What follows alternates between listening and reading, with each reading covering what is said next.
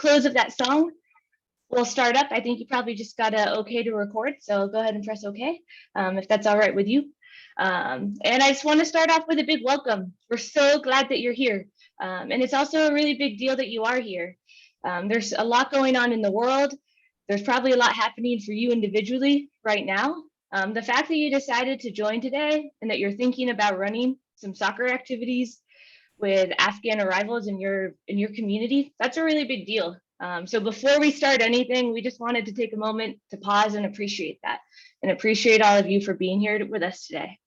If there's one thing that Ben and I hope that you take away from today's session, it's that any activity that centers play and that helps a person to feel a sense of belonging, it's going to be a source of joy, and it's going to be a comfort for them as they navigate a new place and process having had to leave home. So first and foremost, thank you for being here, and we're so glad that you are here. So give yourself a pat on the back. I'm going to start off to get started with some intros about ourselves, the facilitators, myself and Ben, and we also would love to hear from you all in the chat during this moment. But we're going to share back who we are and a little of the context of what brought us here today. So as I'm sharing, if you want to chat in the chat function, you can also share back your name, where you're from, and what you're most hoping to get out of today. And I know Lucas Richardson is helping to chat that into our live chat as well. But my name is Lindsey. I'm the Managing Director of Programs at Soccer Without Borders. Have been able to do this work for a little over 10 years, working at different program locations in the US, in Nicaragua, and supporting different coach trainings. I get to facilitate this series alongside Ben. Ben, I'll let you introduce yourself real quick. Yeah, good morning, everyone. Thank you all so much for being here. My name is Ben Gucciardi. I am the founder and Oakland Director of Soccer Without Borders, and I've been doing this work for 16 years. I was looking back through, I think we have had Afghan youth in our program in Oakland pretty much from the beginning of our work. And it was just really nice to look back and do old rosters and think about that. So excited to share some of what we learned, and also have some of our alumni who will be presenting as well today with us, who we'll introduce shortly. We also wanted to share back a little bit about SWB and kind of how we got to this place today, and like this workshop here today. So Soccer Without Borders is an NGO that aims to use soccer as a tool for social inclusion. We're primarily focused on the inclusion of refugee and immigrant youth and marginalized girls. We're based in the United States and run daily programs in the US, in Nicaragua, and in Uganda. In addition to year-round programming with youth, we run leagues, exchanges, camps, trainings, to a more wide geographic audience. So over the past 15 years, that type of work has supported organizations and communities in over 25 countries. What brought us here today is that since the August 31st wind down of the military invasion in Afghanistan, thousands of Afghan individuals and families have been evacuated to various countries around the world. I know this is something that brought all of you here today too. Many of those families and people are seeking asylum or pursuing refugee status, applying for special immigrant visas, or they're in temporary shelters, working to determine a path forward. The trauma that each person has experienced in their journey so far is immeasurable, and the uncertainty of the future will continue to compound risk factors that affect their ability to cope, heal, grieve, hope, feel safe, and create a new home. Also, in the month since August 31st, SWB has received dozens of messages from all types of organizations from around the world and the US. Many people attending here today, I know a lot of you, I've seen a lot of your names, have wrote in messages, raising different questions.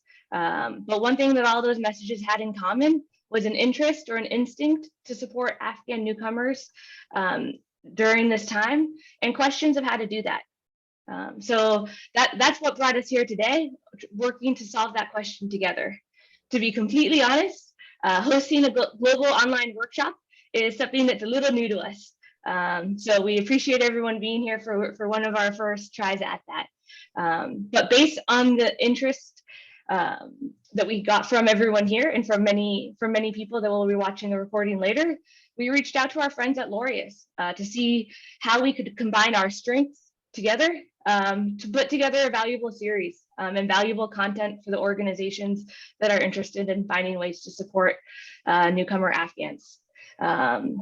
So we want to take a moment to appreciate our friends at Laureus and our partners at Laureus for their support in making this workshop possible, making it free and making it so widely available. This series is a part of a series called Laureus Sports Lab, and that aims to elevate and highlight best practices from sport for development around the world. So I'm going to pause there. That's a little of who we are and what we're about, how we ended up here. Again, I saw a ton of chats coming in, but now's a great time if you would like to chat a little about yourself. You can share your name, where you're from, and what you're most hoping to get out of today as well. That'd be wonderful to see. I saw Sarah chat in. I saw Megan chat in. Cassandra from Canada. I know we have a global audience today, and it's just so wonderful to have you all here. One facilitation note is that as you chat into this chat, it's also going to be a place to put questions and log questions for the day. Lucas Richardson from the SWB team, he's been helping in so many ways to put this workshop series together. He's also going to be helping us to keep track of questions and respond to them. Hey, Lucas. See, he's really good. He even got that spotlight down on cue. He's going to keep track of questions and help Ben and I answer as we can throughout the workshop today. And if we can't get to them, we'll respond out to you individually too. So keep on using the chat function, and love to see everyone's energy coming out in that way. I wanted to do a little framing today to share back a little bit about SWB culture before moving on to some of our goals and almost a little bit more of an agenda for the day. So one framing that we wanted to offer out to everyone is one of our mantras. And the mantra that we want to offer out is the mantra of leave your shoes at the door. So at Soccer Without Borders, we have 6 mantras, and you can see them all up here. And they really guide our work and define our culture. So when we are trying something new, not unlike this workshop, or we're navigating a complex moment, perhaps like a global pandemic, there are sayings here that are listed that we can always come back to. They lift up our priorities, and they ensure that we're taking the next best step when it is a more intense moment or a playful moment even. Today, we're focused on one of those specific mantras, and that's leave your shoes at the door. What does that mean? The SW community includes people from all over the world. It includes people with different customs, beliefs, and backgrounds. We are continuously learning from each other, and we approach that learning with authenticity and humility. We ask questions and we listen without judgment. Today, that mantra is super important to Ben and I. It's something that we discussed a fair amount in the pre-work for this workshop, because we're approaching today's workshop and the full series with great levels of care and humility. We appreciate the importance and the potential of everyone being here today. We have some ideas and tools to share to harness that potential, but we also realize there's a lot that we don't know. And we realize that understanding newcomer trends and working in multicultural contexts is complex and nuanced and delicate. So we continue to ask questions, we continue to learn from others, and we continue to bring authenticity and humility. So we wanted to offer that up as kind of as a grounding phrase for ourselves today, and offer it up for everyone here to try it on as well. With that, that's maybe framing the heart, and to frame the mind a little bit more of the tactical. Our goal for today is that everyone here leaves feeling like a soccer program or a soccer activity with Afghan newcomers in your community is possible, or that you leave feeling like it is more possible to take that action that inspired you to come here today. In order to do that, during this session, we're going to provide context about the power of soccer as a tool for social inclusion. And we'll also provide context on Afghan arrivals, led by 2 wonderful panelists who are SWB alumni. We'll review 4 examples of possible program design and share back key inputs that are needed for those program designs, as well as kind of their strengths and limitations. And at the end, we'll do some processing and reflecting. We'll invite all of you to go through a series of questions to help you decide which type of program might be best for your community.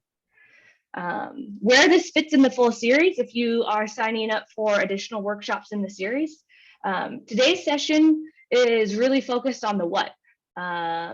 What could an activity or program look like? What are the goals? What are the resources needed in order to accomplish those goals?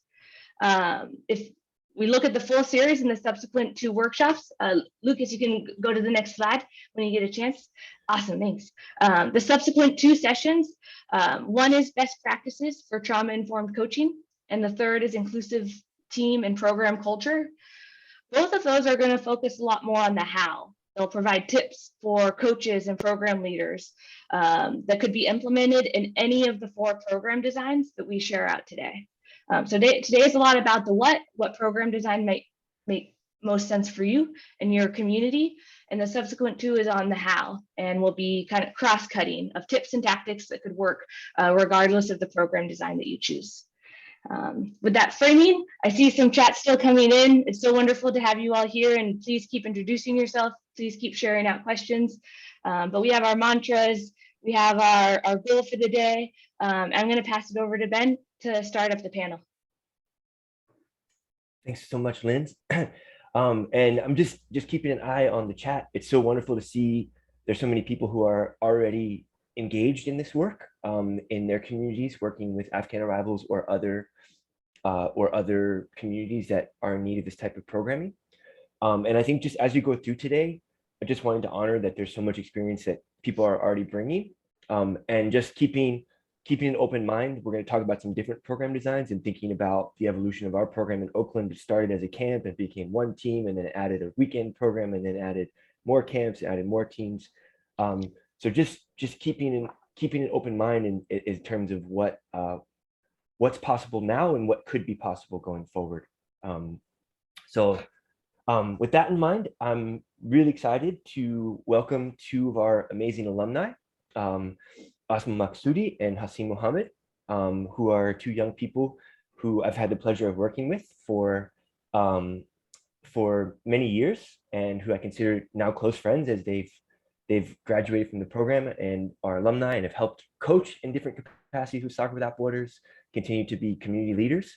And we're going to do, I'm going to be asking them some questions, and then they're going to help us go through some background information around and best practices for working specifically with Afghan communities. So with that in mind, I wanted to start. And Asma, do you mind sharing, just introducing yourself, your name, age, position you played when you came here, Yeah, sure.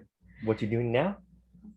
Hi, everyone. My name is Asma. I'm 21, and I am from Afghanistan. I played different positions, but mostly with Soccer Without Border and midfield winger. But I also play right now in Merritt College with, I play different position, whatever coach puts me. I came to the US in 2017, so almost 5 years with Soccer Without Border since I came, and it's been an amazing experience with them. My first day was with Soccer Without Border. When I started high school, one of my friends introduced me to Coach Maddie. She's also here. And also, it was really welcoming because, one of the stories that I want to share right now is we went there and I didn't know how to act and how to say hi. I didn't know the culture, and she was like, "Do you want a hug or something?" I was like, "Okay," because I was a little bit shy and nervous at that time. And so I went for a hug, and then it was really welcoming. It was touching, and I just felt so great and welcome at the moment. So it was actually amazing experience with Soccer Without Borders since then. And what else? For Afghan youth, actually, it's hard for me. At the first, it was really hard for me to have something beside just studying and going home, studying and going home. I wanted something different for myself, and that was soccer that kept me going. I was always there at practices, and Maddie would always help me with English, with homeworks, with giving me a ride back home. It was a pretty challenging time for me at that time, but it was pretty fun. I think, oh, my goals, one of my goals, right now I'm playing with merit, but I'm trying to obtain my AA by the end of this semester, and also transfer next year, hopefully. Yeah, that's pretty much. Great. And Asma, is there anything that you feel that you specifically want other people to know about creating a program for Afghan youth that are just now coming? Like, is there anything that you especially want to highlight for them to consider? Yeah, I think so, because I said before that it was really important for me to have something different, not just to go study and do that and do this, not the Yeah. regular things, but I wanted to, know people and maybe share what I had, or trust people, because Coach Maddie, the way she it welcomed us and be with us, make the field trip to know the place, and I don't know, I think it was pretty things. Yeah. Thank you so much, Asma. Sure. That makes so much sense. And Haseen, good morning. Good morning, my friend. So same thing, Haseen, do you want to introduce yourself and just share a little bit about your name, age, position, when you came, what you're up to now, and anything else you'd like to share?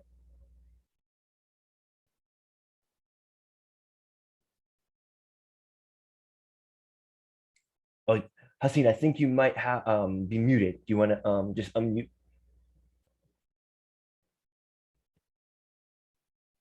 Let's see, can we? There we go. Yeah, the old Zoom. We're all used to that by now. The muted. Thank you.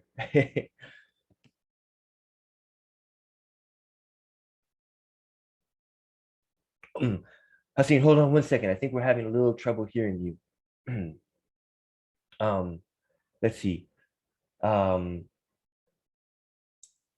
you want to see if maybe are you using a headphone or?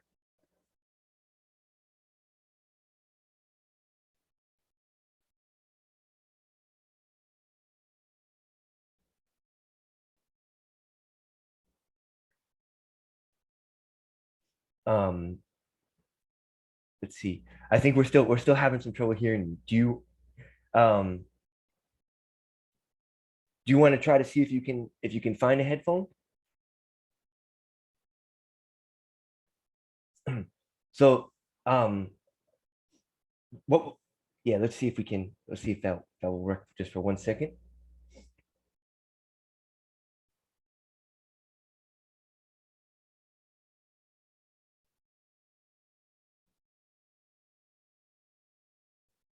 Um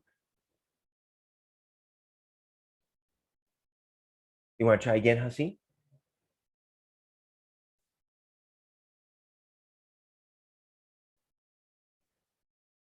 Yes, it seems like maybe we're still having a little trouble. So what we'll do you want to try and call in on your phone, and then we'll continue and we'll come back in a moment. I'm sorry about that. um so why don't so I see yeah, why don't you try that, and then we'll continue along for a second, and then we'll come back. Great. um so Lucas, if you want to bring up the presentation.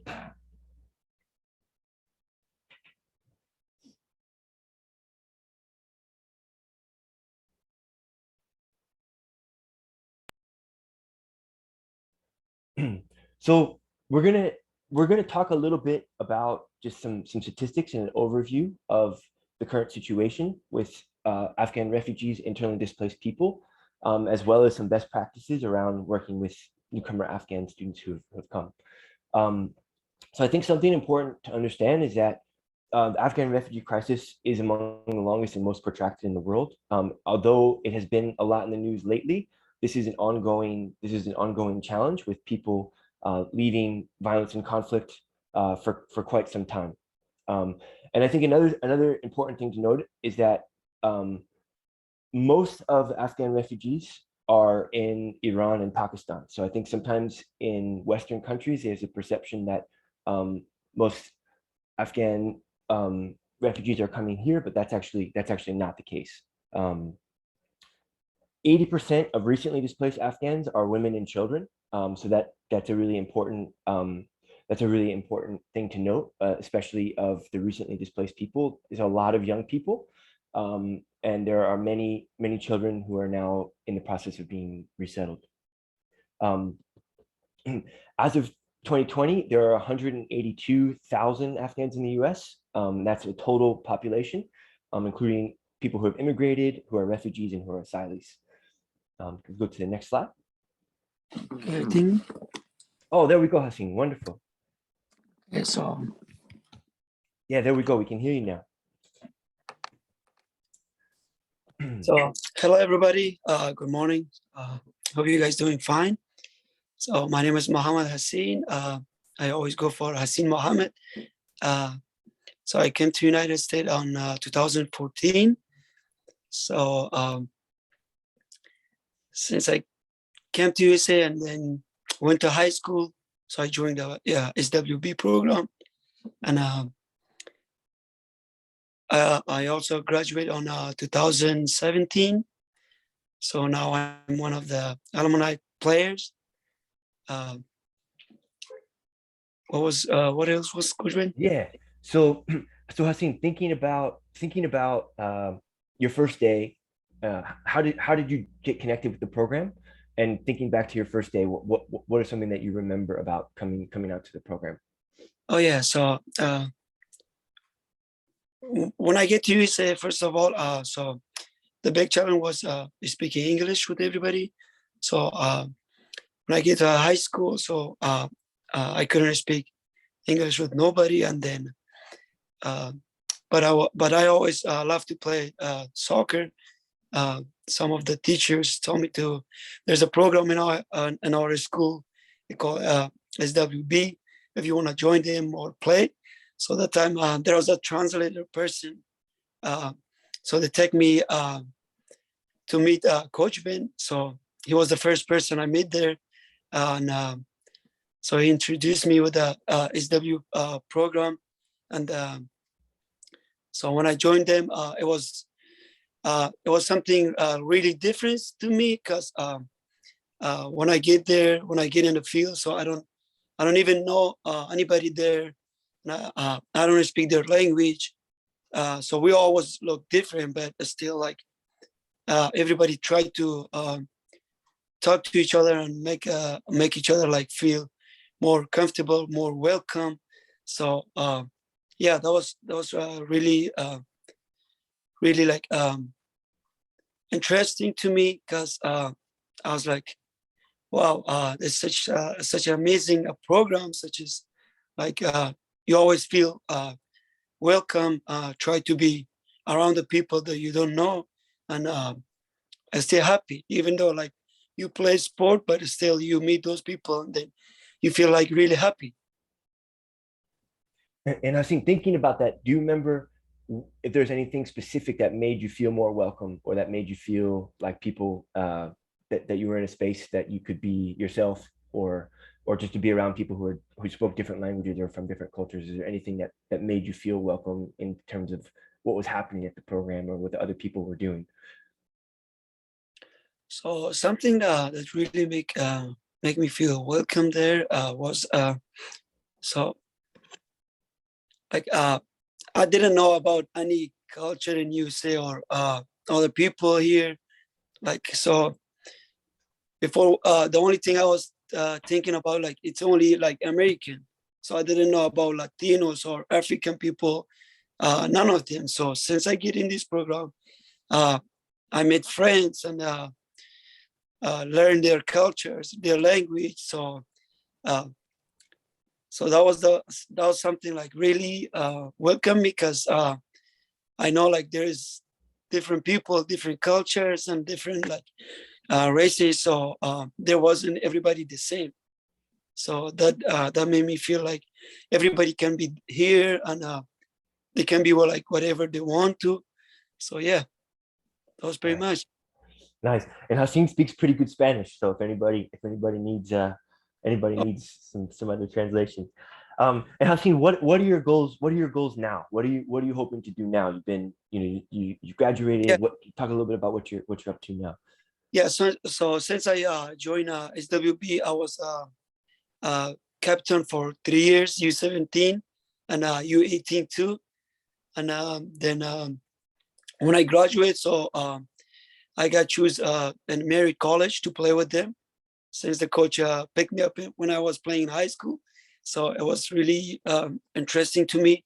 I played there, and then in my last season, we get a champion for our college. So I'm still playing soccer, but different level. And the meantime, I'm studying kinesiology in college. So try to be a coach if I can be in the future. In the meantime, and I also work, and my goal is to become a coach or a professional player. So whichever's come first, I'll be happy with it. Yeah, I'm working hard to get there. That's great. Thank you so much, Hassan. And I know you're going to get there. You're going to get there. Hopefully. Great. So yeah, we're gonna continue with the presentation, and Asma and Hassan will continue to support me in sharing some more information around that. So Lucas, if you want to bring up the slides again. Thank you so much, Hassan, and thank you for calling back in. I like your Golden Gate Bridge picture. Yeah. So Lucas, if you want to go to the next slide. So this is just to provide a little bit more context. I think the visual is pretty striking in terms of the numbers. This is 2020. You can see in the United States in 2020, it was only 1,592 Afghan refugees arrived in the United States. And if you go to the next slide, we have you can see within just since August 15th, we've had 75,000 arrivals into the US, with 80,000 to 100,000 more people still in Afghanistan who have special immigrant visas. So it's a pretty significant jump from around 1,200 in 2020 to over 75,000 in 2021.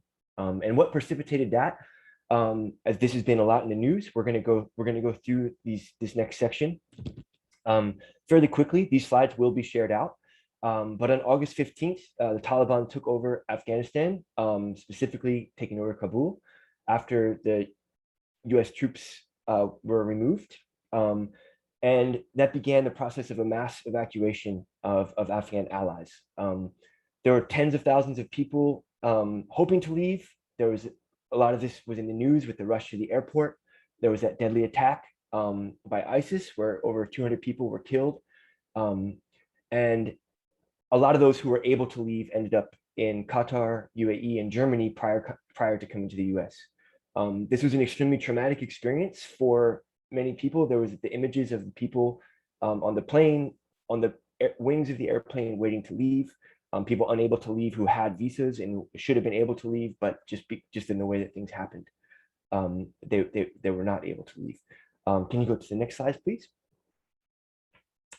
So as I mentioned, over 75,000 Afghan evacuees have now arrived in the US. They were placed initially in different safe havens. So this is a picture here of in New Mexico, one of the places where people were being held. Most have now been resettled in different US communities, although there are still about 7,000 in safe havens. And there are still between 80,000 and 100,000 people who have special immigrant visa or have applied for special immigrant visas, meaning they were allies there, still in Afghanistan, who are likely to come in the upcoming time. So this is sort of the context in which we're talking about that. Many communities, many of your communities, people who are here have already seen an influx of new youth coming. and they've been through an extremely difficult, challenging time in this last year and also prior to this last year. And so thinking a little bit about that context, what can we do? It's a question so many people were seeing these images. What can we do? What's a way that we can support this community? What's a way that we can support these people who have been through so much and who have so much to offer? And what we really want to focus on today is that sport and soccer specifically can really be part of a way to make people feel welcome, to make people feel included, to help them to reach their goals. And just as Haseen and Asma were sharing, they're contributing so much to the community. They're contributing so much to the SWB community, the broader community, playing college soccer, have these goals for themselves. And how can we help people reach these goals? So if we can go to the next slide, please. So this, I want to just provide a little bit of context. These slides will be shared out, so I'm not going to go through every point. But the important thing to understand is that Afghanistan is a multi-ethnic society. There's about 35 million people there. And you can see on this map that there are distinct cultures, distinct languages. Over 99% of Afghans belong to Islam. And that's an important consideration for coming here. So next slide, please.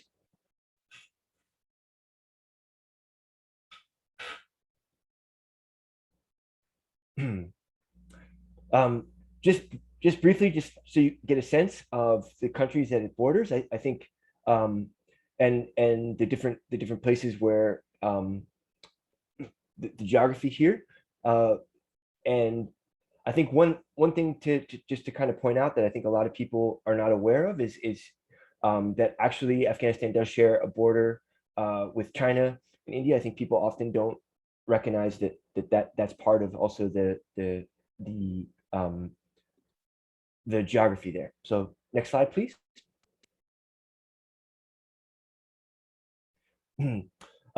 So we're going to talk through some best practices for working with Afghan families and youth, as well as an overview of Afghan culture with Asma and Haseen will help us share some of those things.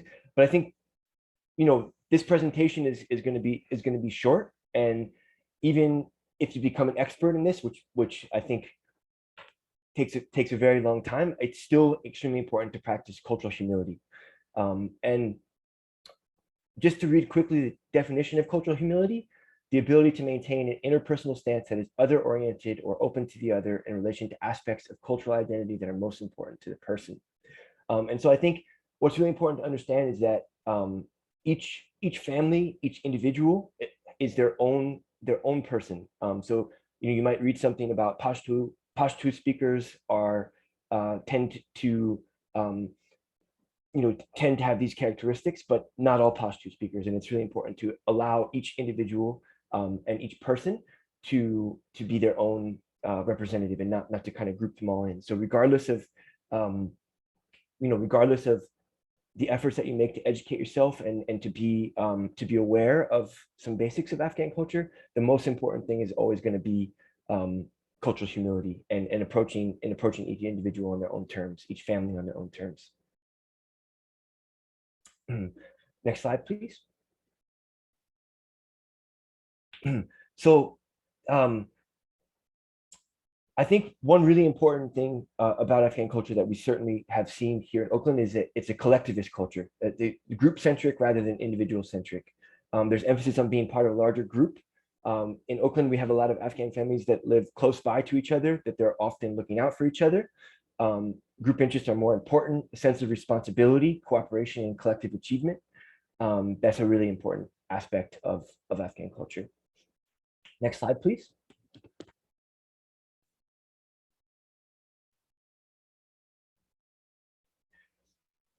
So I think another thing to be aware of is that the family is really central. There's a privacy of family matters.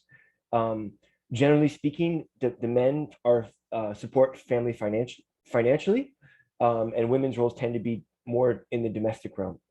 Children are expected to obey and respect parents, And I wanted to actually pass it over to Asma to talk a little bit about some of that dynamic and some of that some of the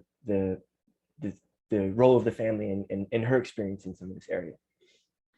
Yeah, so about the large families, because I have a big family, 5 sisters and 3 brothers, so a pretty good big family. And also, since I'm like the middle one, I have like a bit more responsibilities. I say that mostly when I was going to soccer, going back and forth, and I had games at like maybe 6 p.m. or 7. So I had to talk to my dad, and then Coach Maddie helped me to like write him a letter to give me some permission to go out, and she will bring me home.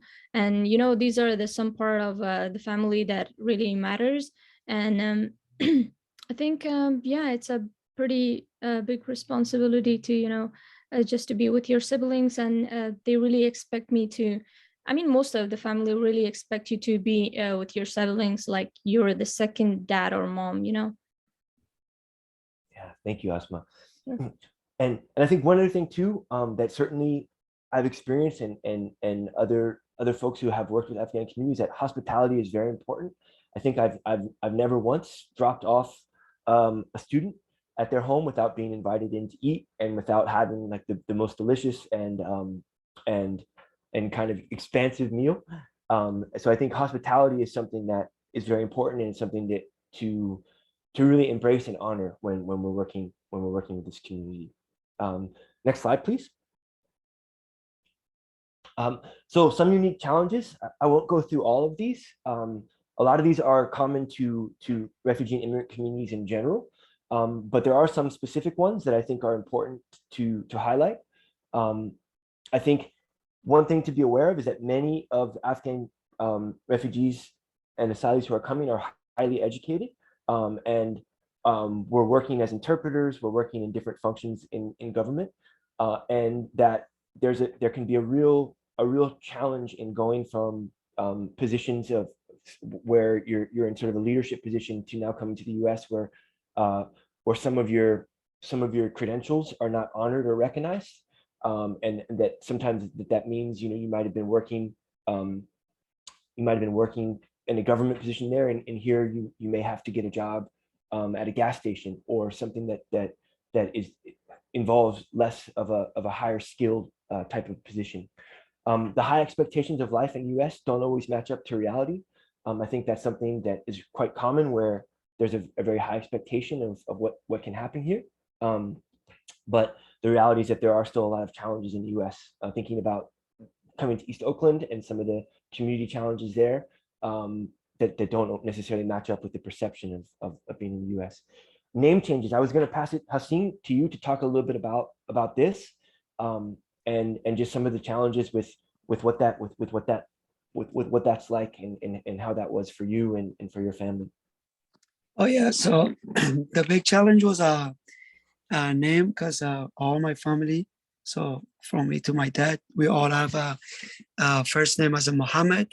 So whenever we go somewhere and people call like Muhammad, and then we all get confused, like which one. So because we all have a Muhammad as a first name, it get changed here since we get to USA. So Muhammad becomes our first name. And also, like my sister, she used to have her name and then FNU in the end. So she doesn't have like last name. So in most of the place when she go, she has a like it was challenge for her to figure it out to what to do because of FNU, and then until she got married and she changed the name to first and the last name. So yeah, so it was really challenging, and it's still challenging. So most of the time we still get it at the same, like we go somewhere and then we get it as a Muhammad and we all get confused, like which one of us is. So yeah, that was something really common. You saw that Haseen just was describing FNU, first name unknown, was which stand for that, and so a lot of Afghan arrivals were given FNU as their surname, and their first name actually became, or their last name actually became their first name, and their surname was given as FNU. So this is just something that part of just because of the way that names work and the translations work, as part of identity loss and thinking about, you know, the challenge of coming to a new place. Thank you, Hassan. Can we go to the next slide, please? So I'm gonna pass it to Asma to go through this slide. They're just gonna be two more slides. These are just some considerations for things to embrace around working with Afghan culture. And so Asma, I'll pass it to you. Thank you, Coach Ben. So right here, we can see that says that respect is highly valuable, as we all know that and in our culture, we respect our older, like, you know, everybody does.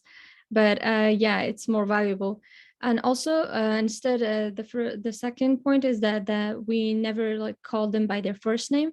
We always call them like maybe their first name, and also with the phrase of John, which means like you're dear to me, but it's kind of sign of a respect.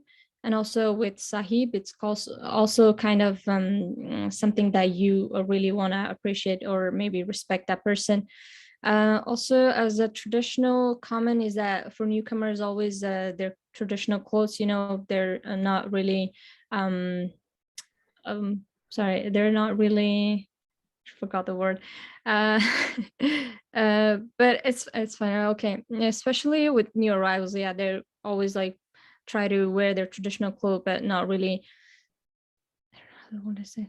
Okay, hospitality, eating together is that they always, we always eat together, even lunch, breakfast and dinner. We always eat together and we talk about our days or maybe what we did.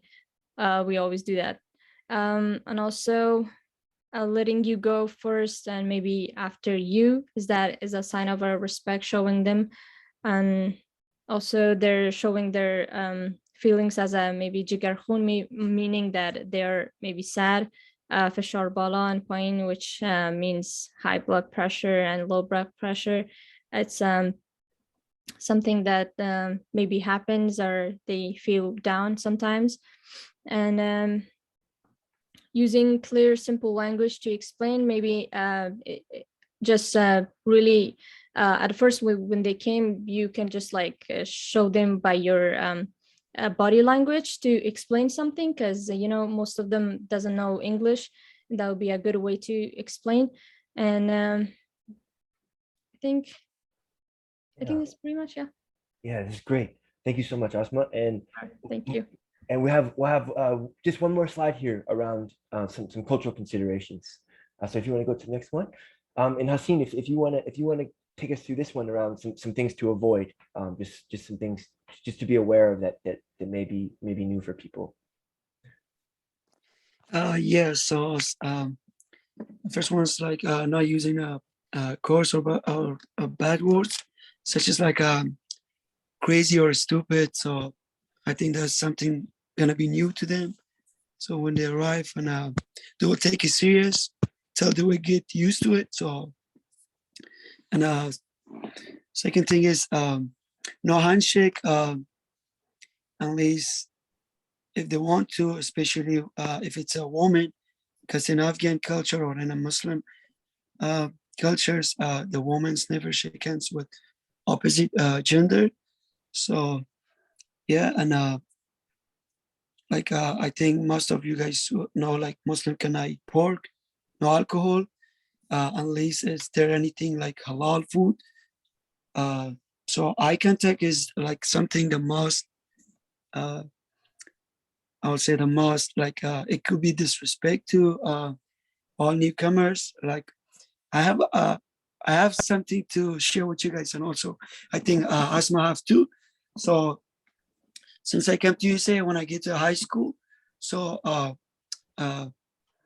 when I was in a class, so there was my classmates, they always like do eye contact with me. So and I was feeling bad. So I don't know, like why they do like too much eye contact with me. Is there a thing, and is there anything bad, or do I look ugly, or so what's going on? So yeah, so it was that made me feel uncomfortable till I got used to, like, oh, it's something like it could be normal for some people, and it can be really disrespectful.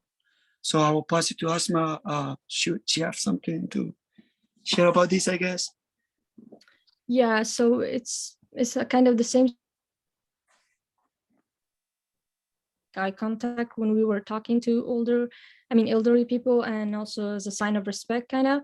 But when I came here, I saw like everyone was making eye contact. I was like, this is different. So by the time I used to it, but at first it was really different for me, and hard for me like to make eye contact with people, and yeah, it was different for that part. So yeah, so and also thumbs up can be disrespectful for all, like most of the newcomers, because I don't know how to say, like it could be in back home sometimes they use it as a bad reaction, and sometimes they use it as a good. So we have to be aware when they get there. And the last things, it's about the Friday prayer, such as when I was in high school. So I have to cut my class when it's a Friday prayer. And have to go there no matter what. And also, if we have any appointments, they have to be after, like, it don't have to be between 1 to 3 p.m. So such is the time like we go to pray. That's pretty much. Great. Thank you both so much, Asma and Haseen. You're So welcome. again, these slides will be shared out, as well as some other information. There's a backgrounder document that was created through the International Rescue Committee with some additional information around Afghan culture. But this is just some important things to consider as we go into thinking about program design. So if we go to the next slide, please.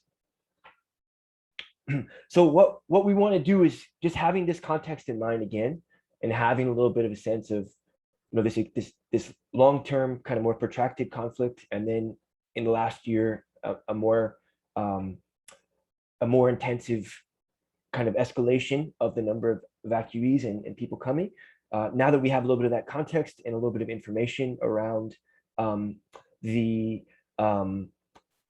of the cultural considerations and some of the things to keep in mind as we go through, as we think about designing our programs, we want to shift gears and really start thinking about what are some existing programs that are already serving Afghan communities, and we will go through and highlight some examples to have you start to think about what might be most appropriate for your particular context. And so with that in mind, I'm going to pass it over to Lindsey to introduce this next part, and we'll go through, we'll each share about some different program types. Thanks, Ben, and such deep thanks to Asma and Haseen for sharing out and being here today. It was so incredible to hear back from you and your first experiences with SWB, and the incredible things you're doing in your community now, playing, being students, thinking about the years ahead. So really appreciate you being here, and thank you so much. Like Ben said, we're looking to make that bridge. We have some context about why soccer and what's happening with new Afghan arrivals, particularly in the US, but globally right now. Our goal here today is to start making it feel like soccer programming is possible with Afghan arrivals in your community. And so to do that, we're going to share back these 4 different program types. As we do that, we're going to briefly summarize each of them, and we're going to talk about them using 6 different key inputs that are present at all programs. Those inputs, if you want to hit the next slide, they're youth participants, coaches, facilities and supplies, content, culture, and funding. I'll explain just a few. I'm going to start with youth participants because that's most important.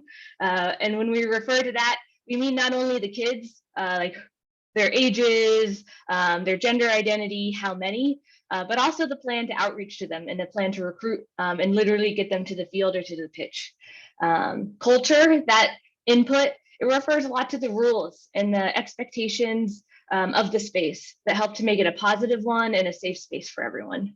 And then the content includes practice and season plans that reinforce that culture that you want to make. It makes the space safe, and it supports coaches to build a dynamic environment. Coaches, facilities, and supplies, funding, I'll go less through. But all 6 of those inputs are ones that we are going to discuss and highlight as Ben and I go through a few of these program designs. As you're listening to the program designs, I invite you to keep a few things in mind. So one is that we put them in a specific order, and we did that on purpose. So if you want to hit the next slide, the 4 program types, they're going to be shared in a progressive order. If you see that arrow that goes underneath those pictures, they're going to go from least intensive and move along that spectrum to more intensive.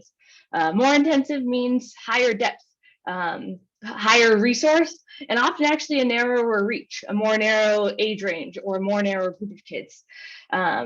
You can see on the slide that we're going to go first talk about a clinic, and then a camp, and then a weekend program, and then a team-based program. And the spectrum under below, about the depth going up, that matches with the key inputs and that we'll be speaking through. So that's one thing to keep in mind. Another is that there is no wrong answer. If you're providing young people a place to play and to feel connected, you're doing something great. So all of these are wonderful choices. Keep that in mind. And the last is that each community has different resources and different assets to help mobilize a program. As we're sharing back, I invite you to start processing the inputs that you already know about your community in order to get a sense of which one may be best. And then we'll end this section by inviting even more reflection and processing of what might be best for your community. So with that framing, let's start up with our first example. And the first example is a clinic. A clinic format is a really wonderful way to reach across different age ranges, genders, and skill levels. It allows a lot of design flexibility for the coaches and leaders, and it can also be a one-off event or a series over a finite amount of space. A key for the culture section, when I think about it, is that when you have a clinic, every day is a new day. And that's a really cool thing. What I mean by that is that the content, a specific skill or a theme, it can stand alone on its own day within the clinic.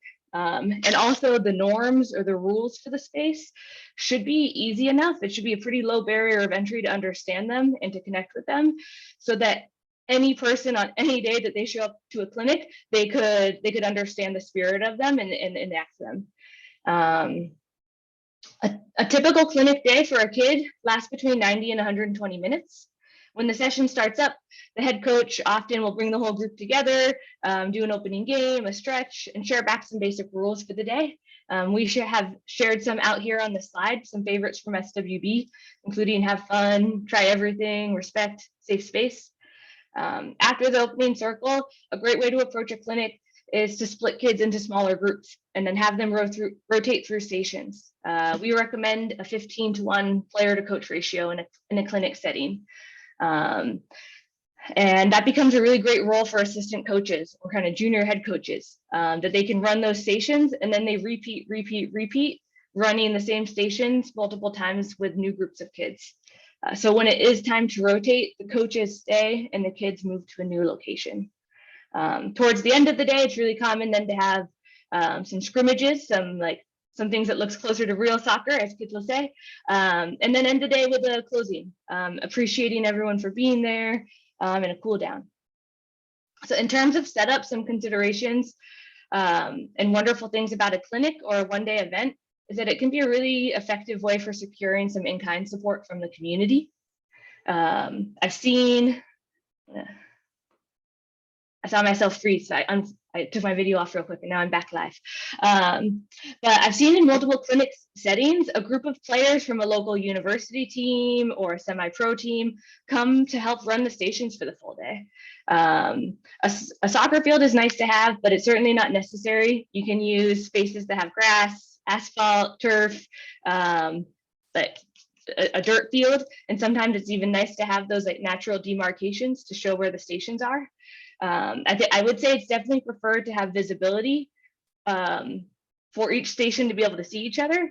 And that helps the head coach be more of a floater and see what groups might need support. And it also helps with the communication when it's time to rotate. So that's not looking at every single word that's written on the slide and every single input there, but that's a little bit of the summary of the key inputs. And now I wanted to share back an example and some strengths and limitations from that example. So an example of a clinic that we actually have from within this community here today is from Segundo Barrio FC. They recently ran a series of clinics with new Afghan arrivals that were temporarily living on military bases in Texas. Their executive director, Simon Chandler, is here today. And when we get to the question portion and the reflection portion, he's going to share more about their experience with holding those clinics. At this point, I'll do my best to share back and also share back some cross learnings from across Soccer Without Borders clinics and other settings we've done. I'd say the strengths of a clinic approach is that you can reach a really large group of kids and in one day provide them all a safe space to play, to move, and to have fun. The design, especially the station design, it can be super flexible. And that means that you can elevate the knowledge or the skills of the coach group that you have that day or the interests of the kids themselves. I think it can also be more possible to secure some in-kind resource support for a one-day event versus a 12-week season. So things like volunteers, equipment, even food can be donated and sourced locally. On the other side, some of that flexibility is a bit of a limitation. It's really common to not know exactly how many kids you're going to have at a clinic until the day of event, or even like the second before you start, or even like 30 minutes in when people continue to join. That's wonderful that so many people are arriving. And it also means that you need to plan to adjust, and you need to, you won't know exactly how to group kids or what ages will be there or what genders will be there. Another limitation is that accommodating such a wide range can also mean that that kids who are a lot older or younger or are in mixed gender spaces, they might be less comfortable. They might feel like, why am I with these older kids when I'm really young and I'm intimidated, or opposite. So that is a quick review or preview of our strengths and limitations for the clinic side. Hold on to that, and I'm going to pass it over to Ben, who will take us one case study down the spectrum to the camp. Great, thanks, Linz. And Emily, I saw your question around jewelry.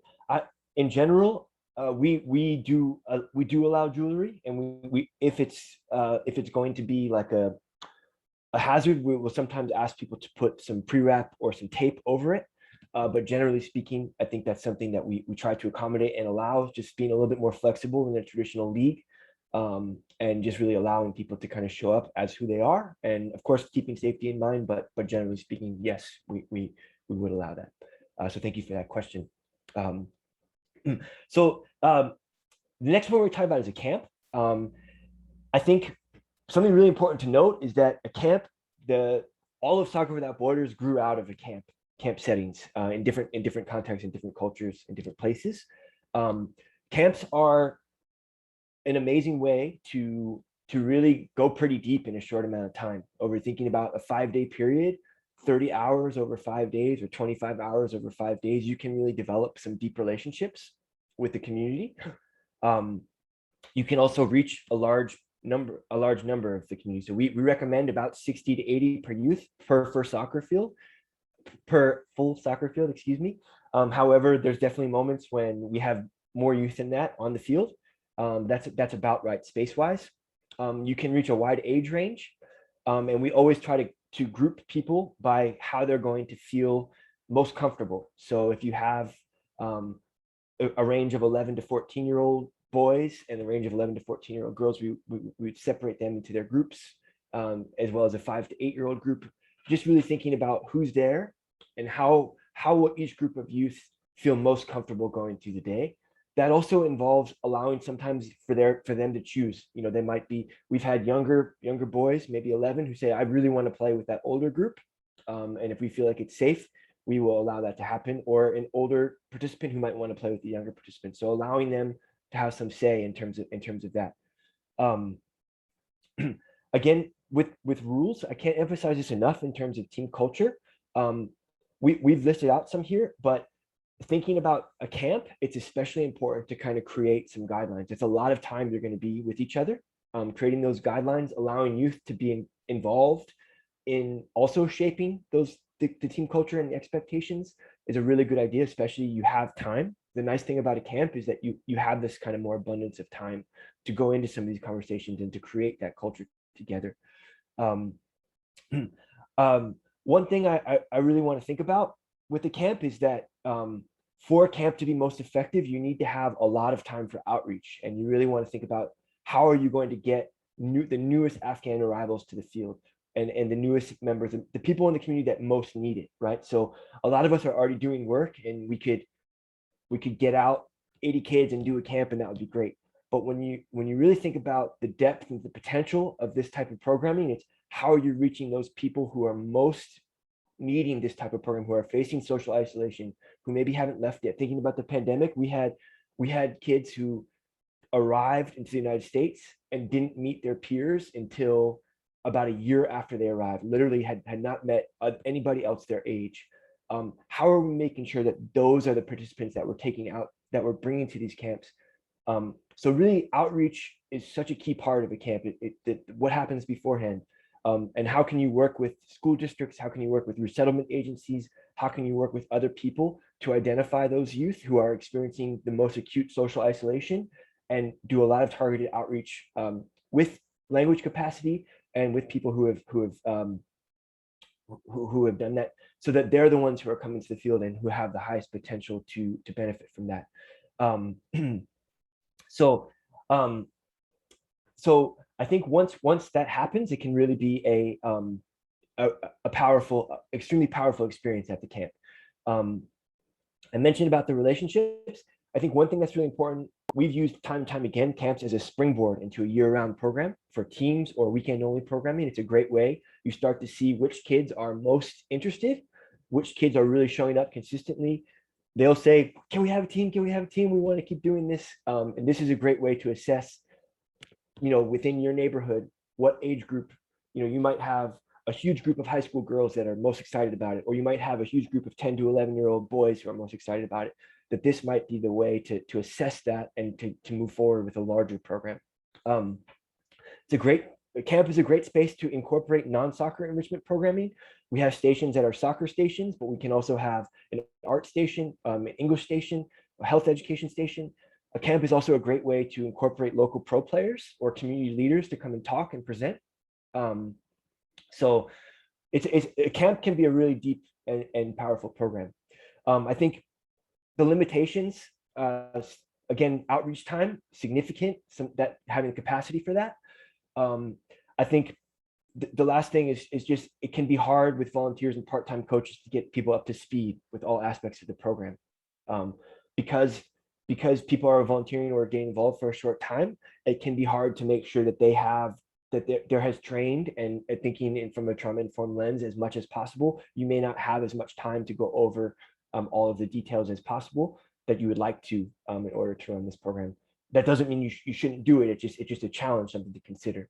And so I will wrap up there with these slides going out, and we'll talk about another type. And I'll just mention that the King County Refugee Community Soccer Camp, this happened in Seattle, the greater Seattle area.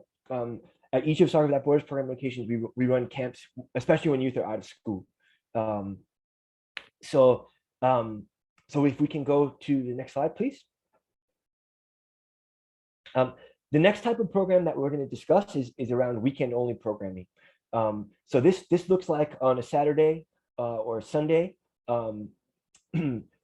just a program that's meeting once per week over an extended period of time, whether that's the whole year or a particular season, fall season, spring season. If we can go to the next slide, please. So I think something to be aware of. You can accommodate a large number of youth, or this can be with a smaller group. And similar to a camp, if it's a larger number of youth, you could group those into different sizes by again, of how the youth are going to feel most comfortable attending. I think something to really highlight with this is in Oakland, we were able to do this program where we had simultaneous to youth on the soccer field and going back and forth between the soccer and art English station. We also had parent programming happening where we had another organization, Refugee and Immigrant Transitions, leading parent programming. And I think this is a huge opportunity with something where if you can locate a program close by to the neighborhoods where people are living, where you can have a really big impact as something that people can do as a family, and thinking again about Afghan culture, that emphasis on family, something that they can do together, thinking about the social isolation some of the parents are facing, particularly the moms, as a chance to do that. Typically, this weekend only program will last for 90 minutes to 2 hours. And again, thinking about the program culture, this is a great opportunity to partner with the school district or Park and Rec to provide the field, to partner with other agencies. If you can provide specifically the sport part, other agencies that might be able to provide parent programming. And something I just want to highlight is around if there is a budget, which there's not always a budget. The best thing to do is to really think about who from the community. So someone like Asma or Haseen, who are older youth, who can help with outreach, who can help with coaching, who would be excited about having the opportunity to work and make money and contribute in this way. Who are those people in your community that you can contact to be a staff member and a leader of this weekend only programming or any of these other programs? Just briefly, I won't go through all of these. I think I really want to emphasize this idea of a forward-focused mindset, something to look forward to every week. This is a huge part of mental health. I'm excited about this thing on Saturday. I have this game to look forward to. I have this program to look forward to. So providing this type of programming week in and week out, even if it's just 1 day a week, it can provide that forward-focused mindset, which again, thinking about in this context is a really important part of mental health. As I mentioned, I wanted to have something different than just going to school, going home, going to work, going to school, going home. What is that thing that you're looking forward to is a hugely important part as you're transitioning into a new space. And I think one thing to emphasize here in the limitation is that, there's going to be some kids, some participants who are really excited about the soccer part and who that's the main factor, and others who are just wanting to be in a more social space. How can you balance those things? Training versus recreation. And how can you think about that in your program design? If it's a weekend only program, do you have a more intense group that's maybe more across age groups, but they kind of self-select to be more sport focused, and a group that's maybe more recreation focused, because you are going to have a broad range within the Afghan community. Like Simon will talk about this a little bit, but he saw that there are some youth who had loved soccer, no soccer, and others who had maybe never played more formally. And you want all of them to feel welcome, but how can you challenge them and find that sweet spot?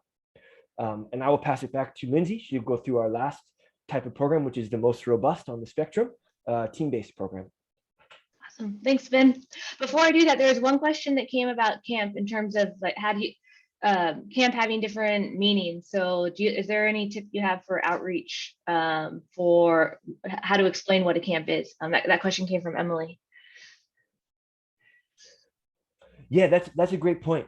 So Emily, we would try to have a flyer that goes out with information that's translated into Dari, into Pashto, or into the other languages, so that it kind of explains about the kind of time frame. Because it is true, sometimes camp means a sleepaway, or sometimes camp means something else in different contexts. I think that's a really important point, but we just try to make sure that we talk through that. And always when we're doing outreach for these programs, we try to include speakers of those languages who can explain really succinctly what it is, and that they'll be going back and forth. But I think that's an important part. Sometimes in different cultures, camp means sleepaway or that you're going elsewhere. You can also call it just a summer program. Summer program is another term that you could use. But I think that's a really good point. Thanks, Ben. So our last program type is a team-based model. And without a doubt, the best part about a team-based model is the team unit itself. Over the years, we've heard from so many kids, so many young people at SWB that their team feels like family. And that makes me think about the slides that Asma and Haseen and Ben shared back earlier of the collectivist culture and working in community and being in community. At their best, that's what teams are. They're supportive, they're positive environments, they're places where you get to play, you get to learn, you get to try on new challenges. And most of all, you feel connected. You get to make new friends, meet new friends, gain a mentor. That really comes a lot from the consistency and the routine of a team. That consistency equals safety, and creates feelings of belonging for everyone who gets to be a part of that team. When you're thinking about a team and a team-based program, some of the first inputs that I think about are the people themselves. So the youth participants, who will they be? This is likely going to be a smaller group, probably like 15 to 25 young people with a more narrow age range, and probably a specific gender target. Ben referenced earlier that camps and clinics are great ways to kind of measure the demand from kids, and get an understanding of if there's a specific age group that really wants and can benefit from a team-based experience. And in fact, that's the way that we've started a lot of teams at SWB. The second input I think about is coaches. For a team, you want to have that consistency that creates safety for everyone involved. So you want to find a head coach and ideally 1 to 2 assistant coaches that all can commit to really showing up and really being at practices and all the other activities, team building activities and games that you include in the season. Those coach and assistant coach roles can be so wonderfully held by community members as well. And thinking again for budget, thinking about directing stipend or coach stipends, coach hours to community members that can really are best suited to build trust first with young people. So those are some of the people inputs that I think about. When you think about a team-based program, the planning tends to be more like a season versus like the one day with the clinic that I started off with.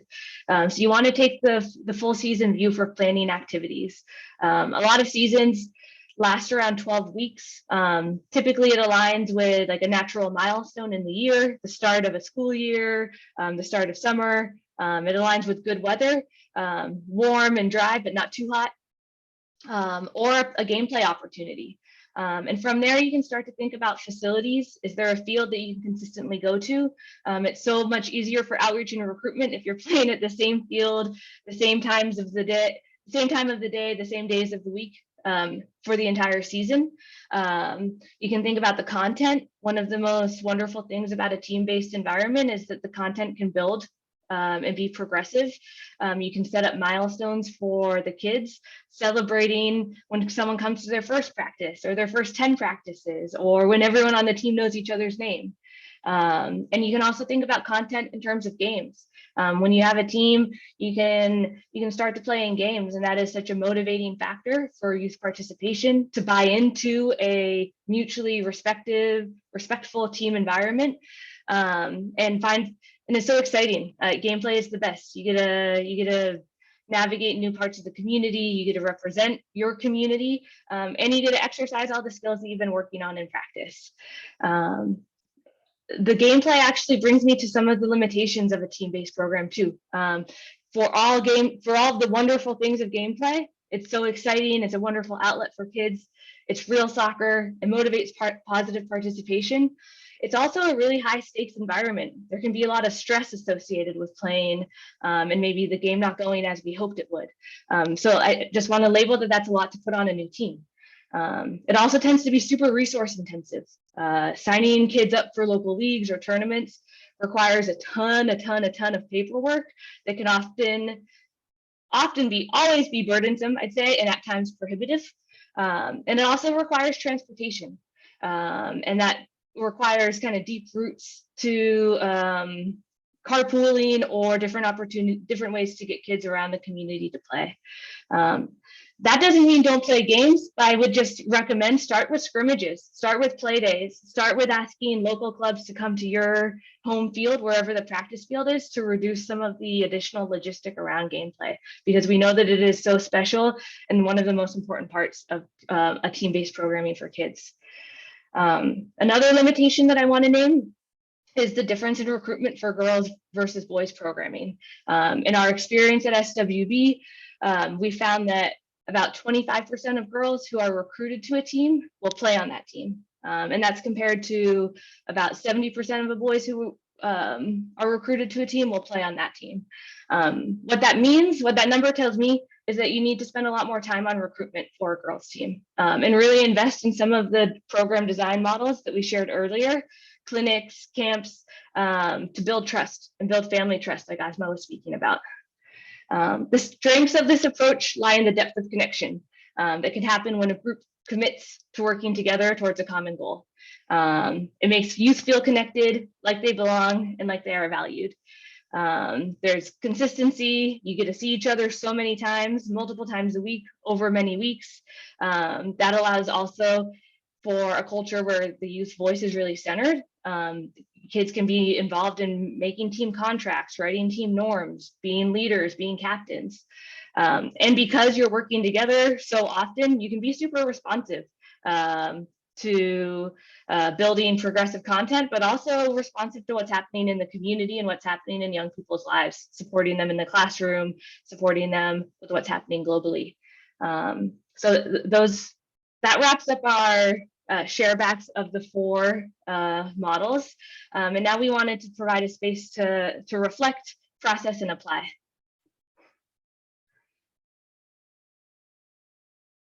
Sorry, muted. Just as we're doing that, Barry, I saw your question. So with play and practice during Ramadan, I think it's a great thing to keep in mind. What we try to do is have the coach check in with the players who are observing Ramadan, and just let them know that however they want to engage during that period of time is totally okay.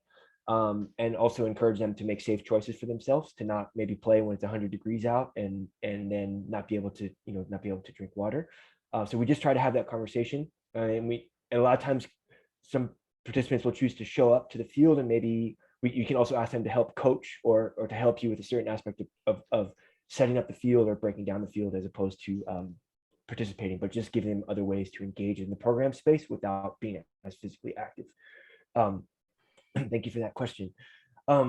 So thinking about wrap up and questions for self-reflection, we're at really close to the end of our time today, but we did just want to give this as some framing as each of you think about your context and what could a program look like in your neighborhood, in your city, or the programs that you're already doing. If you wanted to take them from level, thinking about that spectrum, could you deepen what you're already doing to have a greater impact? So these are some really important questions, for you to consider in terms of what's most appropriate. And I think it's also really important to say that it's not necessary that every person should do a team, or a clinic is a wonderful place to start. It can make a huge difference in the community, something to look forward to.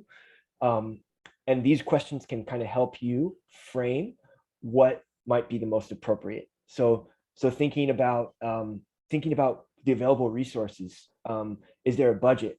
How many volunteers are available? What kind of capacity do we have? These are questions that can really determine a lot of what's possible. What type of content are the kids most interested in? Do you have kids who are really focused on the soccer part of it, or is it a group that's maybe just looking for a more social space? That might dictate what type of, the weekend only programming might be more appropriate there, where you can layer in soccer with other activities. What non-soccer content is most important to consider? Are there issues that the youth in the community are facing that this could be a great space to talk about? These are all things we won't go through every single question here, but we wanted to leave you with these as a way to sort of start you thinking about choosing which of the program types might be best suited into where you want to go with this programming. I do really want to lift up the proximity, the facilities being in proximity to where families live. This will be the #1 key factor in terms of people being able to access what you're doing. If it's far away, if it's hard to access, if you need to provide transportation, if you're just going to have much more limited ability to reach the community that you're wanting to reach. So a smaller field or a smaller space that's closer to where people live is preferable to a better field that's further away. And that's the same if it's a smaller classroom, it's a smaller space, it's an outdoor classroom, if it's close to where people are, it's preferable to a perfect classroom with it projector and a perfect whiteboard that's further away. Just want to kind of emphasize that as one really important consideration. So just as we wrap up, I'm going to pass it back to Lindsey for a quick poll and some final thoughts, and then we'll close for the day. And thank you all so much for being here. Thanks, Ben. So we wanted to invite everyone to, as you're reflecting on these questions, to process where you're at right now. It's a low stakes question. It's okay to change your mind later, but we just wanted to provide a space to share out in the poll, if you like, where you think, what type of program type you think might be most appropriate for your situation and your context. As folks are reflecting, we have an incredible example among this community in Simon Chandler and Segundo Barrio FC, who was in a really similar position that many of you are in right now. He reached out to SWB, I think in late August, early September, saying we have this opportunity to run soccer programming with new arrivals in Texas, and we want to do it, and we're wondering about the next steps. I wanted to invite Simon for you to share back for a few minutes. If you can take us back to where your head was at this moment, when you were saying this is something I want to do, and you were wondering about what the next best steps were, and share back a little bit about your experience. I think that'd be super motivating for everyone to hear in this space today. Sounds good. Well, thank you for the opportunity. And my name is Simon Chan. I'm with Segundo Barrio Football Club here in El Paso, Texas. I'm also joined here by Juan Adame, our technical director. We're just a small nonprofit here in El Paso. We do soccer with neighborhood kids, but we were invited around August or September to provide soccer programming at the camp. It was actually the photograph that Ben showed earlier of the camp in New Mexico. It was a camp that sprung out of nowhere around in September and housed 10,000 Afghan refugees. And then it just, finished at the end of December. So we were invited to go out there. We were joined by some other, soccer colleagues. We have no experience in doing this type of programming. So, we didn't necessarily have anything in mind, and we didn't know what to expect. But we started going out twice a week. We ended up going for about 2 months altogether. And we kind of not really stumbled across, but we ended up doing like the clinic type program that Lindsey, introduced. We had a wonderful, experience with the community and the kids there, and we could see, the impact that it had, on the kids that participated, plus the families and the wider community. So it was a good experience. So really, the thing to share with you is that go in with an open mind and be prepared to be flexible and adaptable, and just see what the community might be interested in doing. Whether you have more boys or girls. Even in our experience, some of the kids had never played soccer before, and they had sandals and all that kind of stuff. But there were also some kids that in Afghanistan had been on soccer teams. Same with the parents. Some of the parents, had no experience in soccer, and others did. So I think it's very doable. It's very doable if you have an open mind and you're flexible. It's also a great opportunity to get some of the adults involved, some of the parents, some of the family members involved. And that's also a way to help them, get integrated and get settled in society. It would have been really helpful for us to have had a presentation by Asma and Haseen, because that was really, we never had that. And that was really wonderful today to get a little bit of background. But anyway, I appreciate the opportunity for sharing, and Soccer Without Borders. You guys have always been great partners and great, kind of somebody to lean on for advice whenever we've done this stuff. So I appreciate the opportunity. Thank you. Thank you so much, Simon, for sharing out and for being here today. I think we're getting towards that time to wrap up, getting close to the 90-minute mark. So I'm going to pass it over to Lucas to share back some kind of closing logistics. I know we were able to get to some questions along the way, and we'll answer the questions that we missed in follow-up conversation. But Lucas, over to you. Great, thanks, Lindsey and Ben, and thanks, Simon, for what you just shared. And thanks, everyone, for joining. I just wanted to plug a few reminders, and also plug our upcoming workshops. So we've got 2 workshops left in the series. Next one is next week, around best practices for trauma-informed coaching. And we'll be joined by Megan Bartlett from the Center for Healing and Justice Through Sport for that. And then the final workshop is 2 weeks after that on March 16th. I will send a follow-up email with some additional information that Ben and Lindsey referenced throughout the presentation. I'll send a copy of the slides themselves, and I'll also send a link to the recording. Please feel free to interact with us from here. If you have questions, follow-up questions that you want to kind of connect around, please feel free to ask via email. You can include those in the survey response, but we hope that this is the beginning of a dialogue in terms of supporting your efforts and learning from you as well. So just want to kind of echo everyone's thanks, and we hope to see you next week.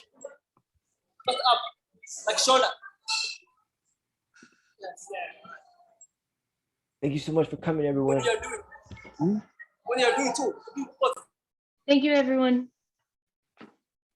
Have a good day.